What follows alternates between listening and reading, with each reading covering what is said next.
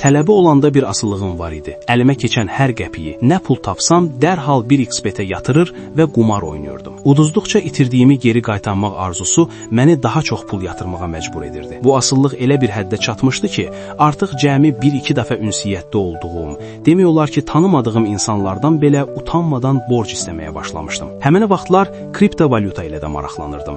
Kiçik miqdarda Dogecoin yığırdım. O vaxtlar bir Dogecoinin qiyməti 0,10 manat ətrafındaydı. Qumar vərdişim o qədər güclü idi ki, oradan gələn 1-2 manatı belə dərhal mərc saytına atmağı özümə vərdiş etmişdim. Bir gün mərc etmək üçün balansımda cəmi 5 qəpik çatmırdı. Əlimdə isə 6,5 qəpik dəyərində Dogecoin var idi. Təbii ki, çatışmayan məbləği tamamlamaq üçün onu sayta köçürdüm. Köçürmə bitəndə maraqlı bir şey kəşf etdim. Balansıma 6,5 yox, tam 7 qəpik oturmuşdu. Beynimdə bir işıq yandı. 1xbet sistemi yarım qəpikləri yuxarı doğru yuvarlaqlaşdırırdı. Düşündüm ki, mən bunu davamlı və avtomatlaşdırılmış şəkildə etsəm, böyük məbləğlər qazana bilərəm. Özümə milli Bitcoin valyutasına hesab açdım. O valyutanın bir qəpiyi bizim pulla 16 qəpik edirdi. Hesablamalarıma görə bura 8 qəpik vursam, sistem onu yuvarlaqlaşdırıb mənə 8 qəpik də əlavə qazanc verəcəkdi. Tək bir əməliyyatda bu rəqəm kiçik görünsə də, avtomatlaşdırılmış sistemlə bunu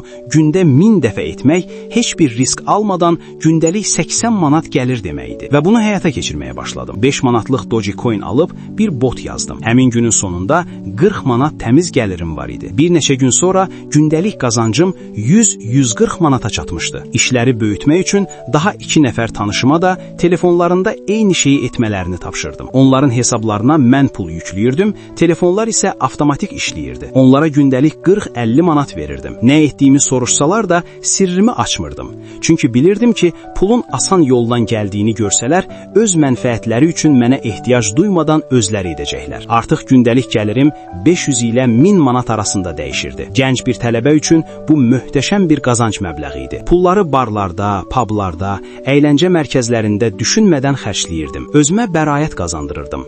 Bu pul onsuz da mərc saytından gəlir. Başqa necə xərcləyə bilərəm ki? Amma bir şeyi düşünmürdüm.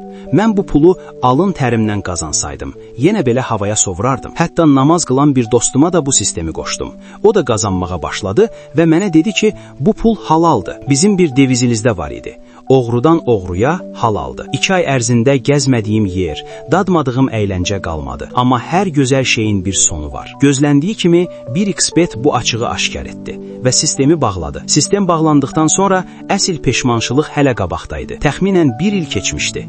Elon Musk'ın Dogecoin haqqında atdığı o məşhur tweetlərlə bu kriptovalyuta fantastik şəkildə dəyər qazandı və 1 manatı keçdi. O an beynimdən keçənləri təsəvvür edə bilməzsiniz. Mən o açıq vasitəsilə 2 ay ərzində 80-100 milyondan çox Dogecoin'i lazımsız yerə, sadəcə gündəlik əyləncələrə və qumara xərcləmişdim. Əgər o vaxt arxayınlaşıb hər şeyi sovurmaq yerinə cəmi 1 milyon ədədini kənara atıb saxlasaydım, bugün 1 milyoner idim. Lakin mən o vaxt gələcəyi yox, sadəcə bugünü və bitməyəcək sandığım gəliri düşünürdüm. Bu hadisə mənə anlattı ki, mənim ən böyük səhvim strateji yox, psixoloji imiş.